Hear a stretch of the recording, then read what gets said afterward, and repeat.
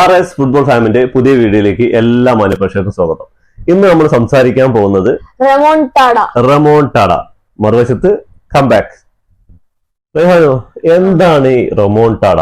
കുറെ ദിവസമായിട്ട് ഇതാണല്ലോ സോഷ്യൽ മീഡിയയിലൊക്കെ റയൽ മാഡ്രിഡിന്റെ ഈ കളി നടക്കുന്നത് വരെ റെമോൺടാഡ, ബെല്ലിംഗ്ഹാമും റയലിന്റെ ഡ്രസ്സിംഗ് റൂമിലൊക്കെ ഇതിനെ കുറിച്ച് സംസാരം. സോഷ്യൽ മീഡിയയിൽ ഫുള്ള് എവിടെ തുറന്നു നോക്കിയാൽ യൂട്യൂബ്, ഫേസ്ബുക്ക്, ഇൻസ്റ്റാഗ്രാം എല്ലാത്തിലും റെമോൺടാഡനെ കുറിച്ചാണ് സംസാരം.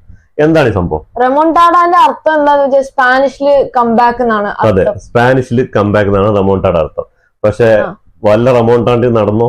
ഇല്ല. റെമോൺടാഡ പോയിട്ട് ടാറ്റ ആയത്. വല്ലാത്തൊരു മത്സരമായിരുന്നു Arsenal versus Real Madrid. Real Madrid ഒന്നും ഇല്ലാണ്ടായി പോയി. സെക്കൻഡ് ലെഗില്, ഫസ്റ്റ് ലെഗില് 3-0 ആയിരുന്നെങ്കിൽ സെക്കൻഡ് ലെഗില് ഒരു ഗോൾ അടിച്ച് 2 ഗോൾ വഴങ്ങി റയൽ മാഡ്രിഡ് ചാമ്പ്യൻസ് ലീഗിൽ നിന്ന് പുറത്താവുക ചെയ്തത്. അത്രയും ദയനീയമായ ഒരു കളിയാണ് റയൽ മാഡ്രിഡിന്റെ ഭാഗത്ത്, അതും ബെർണബൂല് വെച്ചിട്ട്. ബെർണബൂല് ക്ലോസ് ചെയ്ത സ്റ്റേഡിയം, അതേപോലെ ഒരുപാട് PR വർക്ക് കാര്യങ്ങൾ അവര് സ്റ്റേഡിയത്തിലേക്ക് വരുമ്പോ കുറെ കുതിരകളും അതേപോലെ വെടിക്കെട്ടും കാര്യങ്ങളൊക്കെ ആയിട്ട് ശരിക്കും ആഴ്സണലിനെ തളർത്താനുള്ള എല്ലാ കാര്യങ്ങളും അവർ ചെയ്തു. പക്ഷെ ഗ്രൗണ്ടില് ആഴ്സണലിന്റെ കോച്ച് പറഞ്ഞിട്ടുണ്ടായിരുന്നു, എന്ത്, ഞങ്ങള് ഗ്രൗണ്ടിന് പുറത്ത് സംസാരിക്കാറില്ല, ഞങ്ങൾ ഗ്രൗണ്ടിൽ വന്നിട്ട് അകത്ത് വന്ന് കളിച്ച് സംസാരിച്ച് കാണിച്ചു തരാന്ന് പറഞ്ഞു.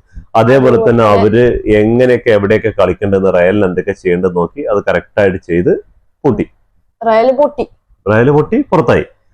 പിന്നെ ഇതില് കളിയിലെ കാര്യത്തിലേക്ക് കടക്കണെങ്കിൽ റയല് സ്വാഭാവികമായിട്ടുള്ള കളി എന്ന് പറഞ്ഞാൽ ഇവിടെ വന്ന് ഒരു കംബാക്ക് അടിക്കുന്നുള്ളൊരു തീരുമാനമുണ്ട്, പ്രതീക്ഷയിലാണ് വന്നത്. പക്ഷെ തീർത്തും ഓരോ പ്ലേയേഴ്സിനെ എടുത്ത് നോക്കുകയാണെങ്കിൽ കൂടെ തീർത്തും നിരാശാജനകമായ പ്രകടനമാണ് റയലിന്റെ ഭാഗത്തുണ്ടായിരുന്നത്. ശരിക്കും ഈ റയലിന് എന്താണ് പറ്റിയത്? ഈ ഒന്നാം പാദത്തില് 3 ഗോളിന് പരാജയപ്പെട്ടു. അത് ആഴ്സണലിൽ പോയിട്ടാന്ന് പറയാം. രണ്ടാം പാദത്തില് 2-1 ബെർണബൂല് പരാജയപ്പെട്ടു. അതും ഒരു ഗോള് വീണത് വിനീഷ്യസിന്റെ ഗോളിയും പിന്നെ ഡിഫൻസിന്റെ മിസ്റ്റേക്ക് കൊണ്ട് വിനീഷ്യസ് അടിച്ചൊരു ഗോളിലാണ് അത്. അല്ലാണ്ട് അത് അവരായിട്ട് ഇട്ട് കൊടുത്ത, അല്ലെങ്കിൽ യൂഷ്വലി അവർക്ക് കിട്ടിയത് തന്നെ ഏറ്റവും വലിയ പരാജയമായിരിക്കും ഇത്. അതെ, എപ്പോഴും വലിയ പരാജയം തന്നെ. 5-1 അഗ്രിഗേറ്റിലാണ് ആഴ്സണൽ കയറിയത് റയലിനെ പരാജയപ്പെടുത്തിയിട്ട്. ഈ ഒരു ഗോളും കൂടി ഇല്ലെങ്കിൽ 5-0 ആണ്. ഈ സീസണിൽ റയല് ഒരുപാട് തവണ ഇപ്പൊ 5-0, 5-2, 5-1 ഒക്കെ വാങ്ങിക്കുന്നത്. അപ്പൊ റയലിന് എന്താണ് പറ്റിയത്? സൂപ്പർ സ്റ്റാർ താരങ്ങളൊക്കെ വെച്ചിട്ട് കളി എങ്ങാനും ചൂടാവാനാ സാധ്യത. കാരണം ഡ്രസ്സിംഗ് റൂമിൽ വെച്ച് ഫ്രണ്ട്ഷിപ്പും കോണ്ടാക്റ്റും ഒക്കെ ഫൈറ്റ് ഉണ്ടാവും. കാരണം എംബാപ്പയും വിനിയും ഒരേ ലൈനിലാണ് കയറി വരുന്നത്. എംബാപ്പന്റെ പൊസിഷന് വിനിന്റെ പൊസിഷൻ ആയത് രണ്ടുപേരും ക്രിസ് ക്രോസ് ആണ്. അവിടെയാണ് പ്രശ്നം സംഭവിക്കുന്നത് എന്റെ ഒരു. പക്ഷെ ഇതില് വേറൊരു വലിയൊരു കാര്യമുണ്ട്. റയലിന് ഇപ്പോ ടോണി ക്രൂസ്, അതേപോലെ കാസിമിറോ, അതേപോലെ ലുക്ക മോഡ്രിച്ച്, ഇവര് 3 പേരും ഉണ്ടായിരുന്ന സമയത്ത് റയലിന്റെ ഫോർവേഡ്സിന് ഇത്ര പണിയെടുക്കേണ്ടി വന്നിട്ടില്ല. ഇന്നലെ ഇപ്പൊ നോക്കിക്കഴിഞ്ഞാല് റയല് എംബാപ്പയും വിനിയൊക്കെ സെന്ററിന് ഡിഫൻസിന്റെ അവിടെ നിന്ന് വന്നിട്ട് ബോൾ എടുത്തിട്ട് പോയിരുന്ന ഒരു കാഴ്ച കണ്ടിട്ടുണ്ടായിരുന്നു. അപ്പൊ ഇവർക്ക് എന്താന്ന് പറഞ്ഞാല് ഈ ലൂക്ക മോഡ്രിച്ച് ഒക്കെ നല്ല കാലത്തിട്ട് ഇപ്പൊ ഏകദേശം പല്ല് കഴിഞ്ഞ സിംഹോൺ ഏകദേശം ഈ സീസണോട് കൂടിയിട്ട് ലൂക്ക മോഡ്രിച്ച് റയൽ വിടും. അതേപോലെ ടോണി ക്രൂസ്, അതുപോലെ കാസിമിറോ, ഇവരൊക്കെ ഉണ്ടാവുന്ന സമയത്ത് ടോണി ക്രൂസിനൊക്കെ അറിയാം എവിടേക്കാണ് പാസ് കൊടുക്കേണ്ടത്, ആർക്കാണ് പാസ് കൊടുക്കേണ്ടത്, കറക്റ്റ് ആയിട്ട് അറിയാം. അവര് പറയേണ്ട കാര്യമില്ല. അതെ, ഇപ്പോ ഈ ഒരു ബാക്കപ്പ് അതെ ഇതില് വന്നിട്ട് കാമവിംഗ, അതേപോലെ ജോമിനി, അങ്ങനെയൊക്കെയുള്ള പ്ലേയേഴ്സ്, ബെല്ലിംഗ്ഹാം, ഇവർക്ക് ബെല്ലിംഗ്ഹാം ഒക്കെ എന്ന് പറഞ്ഞാല്, അതേപോലെ വാൾവേർഡി, ഇവരൊക്കെ എന്ന് പറഞ്ഞാല് ബോക്സ് ടു ബോക്സ് കളിക്കാനേ സാധിക്കുള്ളൂ. ഇവർക്ക് ക്രിയേറ്റ് ചെയ്യാനും കളി നിയന്ത്രിക്കാനും. ഇപ്പൊ നമ്മ ഈ ഒരു കളി കണ്ടാൽ തന്നെ അറിയാം, ആർസണലിന്റെ റേസ് ഉണ്ടല്ലോ നമ്മുടെ മിഡ്ഫീൽഡ്, ഈ ചങ്ങായി ബെല്ലിംഗ്ഹാമിനെ പോക്കലിട്ട് നടക്കായിരുന്നു. ശരിക്കും പറഞ്ഞാൽ ബെല്ലിംഗ്ഹാമിനെ പൂട്ടിയത് ആ ചങ്ങായി. അതുമല്ല, മിഡ്ഫീൽഡിൽ കളി സ്ലോ ആക്കുന്നത്, കളി എതിർ ടീമിന്റെ കയ്യിൽ നിന്ന് ബോൾ റിക്കവർ ചെയ്യുന്നത്, അതേപോലെ അതാണ് ആ കളിയൊക്കെ ഈ ആർസണൽ ചന്തത്തിൽ കളിച്ചു. എങ്ങനെയാണ് ബോൾ കൊണ്ടുപോയി പോസ്റ്റില് ബാക്ക് ടു ബാക്ക് കളിക്കുന്നതായിരുന്നു. അതെ, അതേപോലെ ഇവര് എവിടെയൊക്കെ എംബാപ്പനെ എങ്ങനെ പൂട്ടാൻ പറ്റും, വിനിനെ എങ്ങനെ പൂട്ടാൻ പറ്റും, റോഡ്രിഗോനെ എങ്ങനെ പൂട്ടാൻ പറ്റും, അതൊക്കെ കറക്റ്റ് ആയിട്ട് ചെയ്ത് അവര് കളി അവരുടെ ഇതിൽ എത്തിച്ചു. ഇതില് എന്താ പറയുക, ഈ ഒരു 3 മിഡ്ഫീൽഡർമാരില്ല, മിഡ്ഫീൽഡറാണ് ഒരു ഫുട്ബോളിന്റെ ശരിക്കും പറഞ്ഞാൽ എഞ്ചിൻ. അതില്ലാതിരുന്ന ഒരു ടീം ഇപ്പൊ ഇവരിപ്പോ ബെല്ലിംഗ്ഹാം ഉണ്ട്, ഇവരൊക്കെ കളിക്കുന്നുണ്ട്. പക്ഷെ ഇവരിനൊക്കെ അടുത്ത ടോണി ക്രൂസ് അല്ലെങ്കിൽ അടുത്ത മോഡ്രിച്ച്, കമ്മ്യൂണിക്കേഷൻ വേണം. അതെ, കമ്മ്യൂണിക്കേഷൻ മാത്രമല്ല, അതിന് നല്ലൊരു കോച്ച് കൂടി വേണം. അഞ്ചലോട്ടി എന്ന് പറഞ്ഞാല് ഒരു മാനേജറാണ്. മാനേജറിന്റെ അപ്പുറം ഇവരുടെ ചെറുപ്പക്കാരാകുമ്പോ ഇവരുടെ കൂടെ ഇറങ്ങി കളിക്കാനും ഇവരെ കളിപ്പിക്കാനുള്ള ഒരു എക്സാമ്പിൾ ജാബി അലാൻസോ വന്നിട്ട് അത് തന്നെ ഒപ്പത്തിന്റെ ഒപ്പം ബൂട്ട്സ് ഒക്കെ ഇട്ടിട്ട് ബയണിലല്ല അവൻ കളിക്കുന്നത് ഇപ്പോ ലെവർകൂസന് വേണ്ടി. റയലിന് ചെറുപ്പക്കാരനൊക്കെ പറ്റുന്ന ആള് ജാബി അലോൺസോ ആയിരിക്കും. ജാബി അലോൺസോ ലെവർക്യൂസന് ഇറങ്ങി കളിക്കണ ഈ പ്രായമല്ല അപ്പൊ അവര് പ്ലേയേഴ്സിന്റെ കൂടെ പ്ലേയേഴ്സിന്റെ ഒപ്പത്തിനൊപ്പം പാസ് ഒക്കെ ഇട്ടിട്ട് ഇവിടെ ജാബി അലോൺസോ പിന്നെ ഇവിടെ അതെ ഇപ്പൊ ഒരു റൂമറൊക്കെ വന്നിട്ടുണ്ടായിരുന്നു നമ്മുടെ റയലിലേക്ക് വരുന്നൊക്കെ ഉണ്ട്. ഇപ്പൊ കോപ്പിന്റെ പേരും കേൾക്കുന്നുണ്ട്. ഇന്നലെയൊക്കെ ന്യൂസിൽ ഇതാണ് കോപ്പ കഴിഞ്ഞാല് അഞ്ചലോട്ടി വിടുന്നാണ് പറയുന്നത് എല്ലാരും. അപ്പോ ഏകദേശം റയൽ പുതിയ കോച്ചിനെ തേടും. അത് ആരായിരിക്കും പറയാൻ പറ്റില്ല. എന്തായാലും കാത്തിരുന്ന് കാണാം. അപ്പൊ ഇങ്ങനെ ഒരു പ്രശ്നമാണ് റയലിലെ ഏറ്റവും വലിയ. ഇത് ഇപ്പൊ ഇത്ര കളിയൊക്കെ റയൽ ജയിച്ചു എന്ന് പറഞ്ഞാല് വിനി, എംബാപ്പെ, റോഡ്രിഗോ, ഇവരുടെ ബെലിഹാം, ഇവര് 4-5 പേരുടെ ഒറ്റയ്ക്കുള്ള കളിയാണ്. ഇങ്ങനെ ബോൾ ഇറക്കി വിടും, ബോൾ കൊണ്ടുപോകും, അവരുടെ സ്വന്തം കഴിവുകൊണ്ട് ഗോൾ അടിക്കുന്നത്. അല്ലാണ്ട് എനിക്ക് തോന്നുന്നു വലിയ ടാക്ടിക്സ് ഒന്നും ഇവര് യൂസ് ചെയ്യാണ്ടാണ്. സ്പോർട്സ്മാൻഷിപ്പ് ഇല്ല. കാരണം ഒരു കളിയിൽ ചോമനി റൂഡേഗർ വന്നിട്ട് ഫോർവേഡിൽ കളിക്കുക, ബെലിംഗം വന്നിട്ട് ഡിഫൻസ് കളിക്കുക, ഇവര് കൂട്ടിയും കുഴച്ചൊക്കെയാണ് ടാക്ടിക്സ് ഉണ്ടാക്കുന്നത്. അത് ചില സമയത്ത് കൊറോണൊക്കെ വരുമ്പോൾ സ്വാഭാവികമായിട്ടുള്ള കളിയാണ്. പക്ഷെ എന്നാലും ഇപ്പൊ എനിക്ക് തോന്നുന്നു റയലിന്റെ ഉള്ള പ്രശ്നം ഇതാണെന്ന് തോന്നുന്നു. ഇപ്പൊ ഒരു പുതിയ മാനേജർ വന്ന് പുതിയ ഇനിയിപ്പോ മിഡ്ഫീൽഡിലേക്ക് നല്ലൊരു 2-3 അങ്ങനെയുള്ള മിഡ്ഫീൽഡ്, അതിലൊരു പേര് കേൾക്കുന്നത് എൻസോ ഫെർണാണ്ടസ്. ഇപ്പൊ ഈ സമ്മറില് ട്രാൻസ്ഫറിൽ എൻസോ ഫെർണാണ്ടസിന്റെ ഒരു പേര് കേൾക്കുന്നുണ്ട്, അർജന്റീനയുടെ മിഡ്ഫീൽഡർ. അതേപോലെ അലക്സാണ്ടർ ആർണോൾഡിന്റെ പേരും കേൾക്കുന്നുണ്ട്. അതെ, അത് ഏകദേശം ഡീലായെന്ന് വിചാരിക്കുന്നു. അവര് സ്റ്റേറ്റ്മെന്റ് വന്നിട്ടുണ്ട്, റിന്യൂ ചെയ്തിട്ടുള്ള കോൺട്രാക്ട്. അപ്പൊ റയലിലേക്ക് അപ്പൊ അങ്ങനെയുള്ള പ്ലേയേഴ്സ് വരികയാണെങ്കിൽ റയലിന്റെ പ്രശ്നങ്ങളൊക്കെ തിരിഞ്ഞു വെച്ചു. പക്ഷെ എന്നിരുന്നാലും കളിയില് അത്രയും മോശമായിട്ട് ഈ ആഴ്സണല് എങ്ങനെയൊക്കെ പൂട്ടണം എന്ന് പറഞ്ഞിട്ടുള്ള എല്ലാ രീതിക്കും പൂട്ടിയിട്ടുണ്ട് റയലിനെ. അതിൽ വന്നിട്ട് മിഡ്ഫീൽഡിൽ റൈസ്, അതേപോലെ ഈ വിങ്ങില് റൈറ്റ് വിങ്ങിലും ലെഫ്റ്റ് വിങ്ങിലും മാർട്ടിനെല്ലി, അതേപോലെ സാക്ക ഒരു രക്ഷയില്ല. ചങ്ങായൊക്കെ ഇങ്ങനെ വിങ്ങിലൂടെ ഫസ്റ്റ് പെനാൽറ്റി തന്നെ മിസ് ചെയ്തിട്ടുണ്ടായിരുന്നു. പക്ഷെ ആൾ തന്നെയാണ് 67-ാം മിനിറ്റില് ഫസ്റ്റ് ഗോൾ അടിക്കുന്നത്, 65-ാം മിനിറ്റിൽ ഫസ്റ്റ് ഗോൾ അടിക്കുന്നത്, 65-ാം മിനിറ്റിൽ വിനിയിലൂടെ തിരിച്ച് അവര് 1-1 അതിനുശേഷം വന്നിട്ട് 93-ാം മിനിറ്റിലാണ് മാർട്ടിനെല്ലിയുടെ ഫൈനൽ. അതെ, സ്റ്റേഡിയം ഒന്നായിട്ട് ഇളകിയിട്ടുണ്ടായിരുന്നു. പക്ഷെ അപ്പോഴും അഗ്രിഗേറ്റ് ആയില്ല, 4-1 അഗ്രിഗേറ്റ്. പിന്നെ 3 ഗോൾ അടിക്കാൻ 10-20 മിനിറ്റ് ഉള്ളൂ. പക്ഷെ റയലിനൊരു വിഷയമല്ലായിരുന്നു. കാരണം ഇവര് 80-ാം മിനിറ്റ് കളി തുടങ്ങിയ പിന്നെ 80 മിനിറ്റ് ശേഷം പക്ഷെ ഈ 80 മിനിറ്റ് ശേഷം ഒരു ഇമ്പാക്റ്റും കണ്ടില്ല. അപ്പോഴേക്കും 80-ാം മിനിറ്റ് ആകുമ്പോഴേക്കും എംബാപ്പയൊക്കെ കയറി, എംബാപ്പയൊക്കെ സബ്സ്റ്റിറ്റ്യൂട്ട് ചെയ്ത് ലുക്കാ മോഡ്രിച്ച് അതേപോലെ എൻട്രിക്കിനെയൊക്കെ സബ്സ്റ്റിറ്റ്യൂട്ട് ചെയ്തു. ഭയങ്കര മോശമായിട്ടുള്ള ഒരു കളിയാണ്. പ്രത്യേകിച്ച് റയൽ ആരാധകർക്ക് ഭയങ്കര നിരാശയാണ് കൊടുത്തിരിക്കുന്നത്. അതിന്റെ സ്റ്റാറ്റസ് ഒക്കെ നമ്മൾ ഇന്നത്തെ വീഡിയോയിൽ പറയുന്നത്, സ്റ്റാറ്റസ് ഒക്കെ എടുത്ത് നോക്കുമ്പോൾ അതിലൊക്കെ കോർണേഴ്സ് ആയിക്കോട്ടെ, അതേപോലെ ബോൾ പൊസിഷൻ മാത്രമാണ് ഇവര് ഉണ്ടായിരുന്നത് കൂടുതൽ. അല്ലാണ്ട് നോക്കുമ്പോ കോർണേഴ്സ് ഒക്കെ 10 കോർണേഴ്സ് ഒക്കെ കിട്ടിയിട്ട് ഒരു ബോൾ ഹെഡ് ചെയ്യാൻ ആരുമില്ല. അതേപോലെ 47 ക്രോസ് എന്തോ ഇവര് ചെയ്തിട്ടുണ്ട്, 47 ക്രോസ് റയൽ ബോക്സിലേക്ക് ചെയ്തിട്ടുണ്ട്.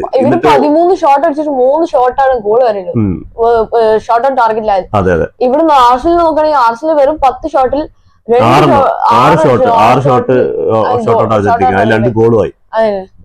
അതേപോലെ കോർട്ടോന്റെ കാര്യം എടുത്തു പറയണം. കോർട്ടോ ഇല്ലായിരുന്നെങ്കിൽ, കോർട്ടോന്റെ സേവുകൾ ഇല്ലായിരുന്നെങ്കിൽ റയൽ ഇതിലേക്കാൾ നാണം കെട്ടൊരു തോൽവിയിലേക്ക് പോകുമായിരുന്നു. 7-1 തന്നെ തീരണം. ഇപ്പൊ കോർട്ടോ ഇല്ലെങ്കിൽ അങ്ങനെ ആയിട്ടുണ്ടാവും. കാരണം കോർട്ടുവാന്റെ ഒരു ഔട്ട്സ്റ്റാൻഡിംഗ് പെർഫോമൻസ്.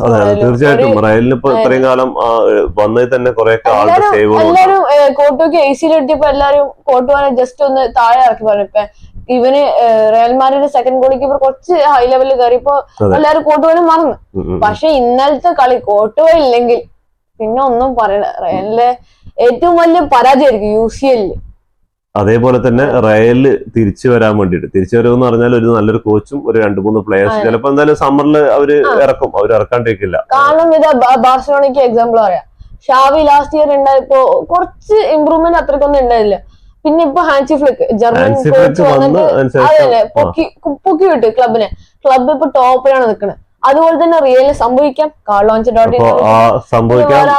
കയറാം. അതെ, ആരെങ്കിലും കോച്ചായിട്ട് വന്നു കഴിഞ്ഞാൽ നമുക്കത് നല്ലൊരു ഇതിലേക്ക് എത്താൻ വേണ്ടി ആശംസിക്കാം. പിന്നെ 2 പ്ലെയേഴ്സും വരുന്നുണ്ട്. പിന്നെ നമുക്ക് അടുത്ത കളി എന്ന് പറയുകയാണെങ്കിൽ കംബാക്ക്. ഈ കംബാക്ക് നടന്നില്ല. കംബാക്ക് ശരിക്കും ബയണ് പറയുന്നത് അതെ, ഈ കംബാക്ക് ബയണും പറഞ്ഞിട്ടുണ്ടായിരുന്നു. അപ്പൊ ഇതിലെന്താ സംഭവിച്ചെന്ന് പറഞ്ഞാല് ശരിക്കും ഈ രണ്ടാം ലെഗ് മത്സരം ബയണിന്റെ ഗ്രൗണ്ടിലാണെങ്കിൽ ചിലപ്പോൾ ഈ കംബാക്ക് നടന്നിട്ടുണ്ടാവും. കാരണം അത്രയും വലിയൊരു സപ്പോർട്ടാണ് ബയണിന് അവിടെ കിട്ടുക. പക്ഷെ ഫസ്റ്റ് ലെഗിൽ മത്സരത്തിലായിരുന്നു ഇന്റർ പോയിട്ട് അവിടെ പോയി 2-1 വിജയിച്ചത്. അവര് തീരെ പ്രതീക്ഷിക്കാത്ത സെക്കൻഡ് ലെഗിൽ 2-2 ആയി കഴിഞ്ഞാലും 2-2 സമനില എടുത്തു കഴിഞ്ഞാലും അഗ്രഗേറ്റിലാണ് അവർ ജയിച്ചത്. നല്ല രീതിക്ക് ഡിഫൻസ് ചെയ്ത് നല്ല രീതിക്ക് മിഡ്ഫീൽഡിൽ കളി മെനഞ്ഞ് എങ്ങനെ ഫോർവേഡ് കിട്ടിയ ചാൻസ് മുതലാക്കാമെന്ന് അതില് ലൗതാറോ മാർട്ടിനസ് 2 കളിയിലും ബയണിനെതിരെ ഓരോ ഗോൾ അടിച്ച് സെമിഫൈനലിലേക്ക് ഇന്ററിനെത്തിച്ചത്. അതില് മാർട്ടിനസിന് അതിനൊരു ബിഗ് ക്ലാപ്പ് കൊടുക്കണം. എന്ന് പറഞ്ഞാല് ഇപ്പോ കുറെ സീസണായിട്ട് ഇന്റർ മിലാനെ കുറിച്ച് ആരും ഈ സെമിഫൈനലൊന്നും എത്തുന്നു പറയുന്നത് കേട്ടിട്ടേ ഉണ്ടായിരുന്നില്ല. കുറെ കാലമായിട്ട് ഇന്റർ മിലാന് അതേപോലെ തന്നെയാണ് ഇപ്പൊ ലീഗിൽ അവിടുത്തെ ലീഗിലും അവരൊരു 3-4 സീസണായിട്ട് നന്നായി കളിച്ചുകൊണ്ടിരിക്കുകയാണ്. ഇപ്പൊ ലീഗിലും ടോപ്പിൽ നിൽക്കുന്നുണ്ട്. എന്തും ഇനിയിപ്പോ ബാഴ്സലോണയായിട്ടാണ് ഇന്റർ മിലാന് കളി വരുന്നത്. ഇന്റർ മിലാന് ഒരു സൈഡില് ഇന്ററിന്റെ പക്ഷെ പണ്ടത്തെ ഒരു ഇന്റർനെ കളിയൊന്നല്ല പോകണം. പണ്ട് പറഞ്ഞാൽ ഡിഫൻസ് ഫുള്ളായി ഡിഫൻസ് ചെയ്തിട്ട് 1-2 ഗോൾ അടിക്കുക, ഒരു ഗോൾ അടിക്കുക, പിന്നെ ആ ഗോളിൽ തൂങ്ങിയിട്ട് കളി ജയിക്കുക. പക്ഷെ ഇപ്പൊ വന്നാൽ ഇവര് മിഡ്ഫീൽഡിൽ കളി മെനയുന്ന ആൾക്കാരുണ്ട്, നല്ല ഫോർവേഡ്സ് ഉണ്ട്. ഇന്നലെ തന്നെ ബയണിന് ഇതിനേക്കാളും കൂടുതൽ ചാൻസ് കിട്ടിയിട്ടുണ്ടായിരുന്നു ബയണിനെതിരെ ഗോൾ അടിക്കാനുള്ളത്. പക്ഷെ ഫോർവേഡ്സിന്റെ ചെറിയ ഇതും അതേപോലെ ഗോളിയുടെ സേവുകളൊക്കെ കാരണമായിരിക്കും ചിലപ്പോൾ ഇന്നലെ കിട്ടാതിരുന്നത് ഗോൾ. പ്രത്യേകിച്ച് കളി ഇന്റർ സെമിഫൈനലിൽ എത്തിയത് അവര് അർഹിച്ച വിജയം തന്നെയാണ്. ബയണിനെയൊക്കെ പോലെ ഒരു ടീമിനെ അവിടെ ഹോം ഗ്രൗണ്ടിൽ പോയിട്ട് 2-1 തോൽപ്പിക്കുകയും ഇവിടെ വന്നിട്ട് 2-0 2-2 സമനിലയിൽ പിടിക്കുകയും ചെയ്തു. ആ കംബാക്കിന് അതെ, അത് ആ ഒരു ഗോളാണ്, അവിടുത്തെ ഒരു ഗോളിന്റെ വിജയമാണ്. ബയൺ മ്യൂണിക്കിൽ പോയിട്ട് ജയിച്ച ഗോളിന്റെ വിജയത്തിലാണ് അവര് ഇവിടെ ഹാരിക്കേന് ട്രോഫി പൊക്കി ഇവിടെ വന്നിട്ട് ബയണിൽ വന്ന് ലീഗൊക്കെ പൊക്കി. പക്ഷെ ചാമ്പ്യൻസ് ലീഗ് പോലെ അതേപോലെ മറുവശത്ത് ഒരു പ്രശ്നം ഉണ്ട് കേട്ടോ. എംബാപ്പെ ചാമ്പ്യൻസ് ലീഗ് എടുക്കാൻ വേണ്ടിയിട്ടാണ് റയലിലേക്ക് വന്നത്. അതെ, അതേപോലെ ഇവിടെ എന്താണ് PSG സെമിയിൽ എത്തിയിട്ടുണ്ട് എംബാപ്പെ. ഇവരാണ് ആർസണലാണ്. അതെ, അപ്പൊ എൻട്രിക്ക് പറഞ്ഞു കഴിഞ്ഞ PSG കോച്ചും പറഞ്ഞിട്ടുണ്ടായിരുന്നല്ലോ, ഇവര് പോവാണെങ്കിൽ എംബാപ്പെ പോവാണെങ്കിൽ പൊയ്ക്കോട്ടെ, ഞങ്ങള് നല്ലൊരു ടീമാവും. അതേപോലെ തന്നെ ആ ടീമിനെ നല്ല കുറെ ചെറിയ പിള്ളേരിനെയൊക്കെ എടുത്തുകൊണ്ടുവന്നിട്ട് നല്ലൊരു ടീമാക്കിയിട്ടുണ്ട്. പക്ഷെ നല്ലൊരു ടീം എന്ന് വെച്ചാൽ എംബാപ്പെ പോയതിനു ശേഷമാണ് ഇമ്പ്രൂവ്മെന്റ് കാണുന്നത്. PSG ഇമ്പ്രൂവ്മെന്റ് ഇപ്പോൾ ടോപ്പ് ലെവലാണ്, ബാർസാന്റെ ഒപ്പത്തിനൊപ്പം. ബാർസ എന്ന് വെച്ചാൽ ഫുള്ള് കളി എന്ന് വെച്ച് ടീം സ്കോർ ചെയ്യുന്ന ഗോൾ ചെയ്തിട്ട് പിന്നെ അവർ ലീഗിലും ടോപ്പാണ്, എല്ലാത്തിലും ടോപ്പ് നിൽക്കുമ്പോ ഇവിടെ PSG അങ്ങനെ തന്നെയാണ്. PSG അവിടെ ഓൾറെഡി ലീഗ് അടിച്ചു കഴിഞ്ഞു. അപ്പൊ ഇനി ബയൺ മ്യൂണിക്കിനും ചാമ്പ്യൻസ് ലീഗിൽ നിന്ന് പുറത്തായി, റയൽ മാഡ്രിഡും പുറത്തായി. ഇനിയിപ്പോ 4 ടീം എന്ന് പറഞ്ഞാൽ Barcelona, Inter Milan, Arsenal, PSG ഇവര് 4 ടീമാണ്.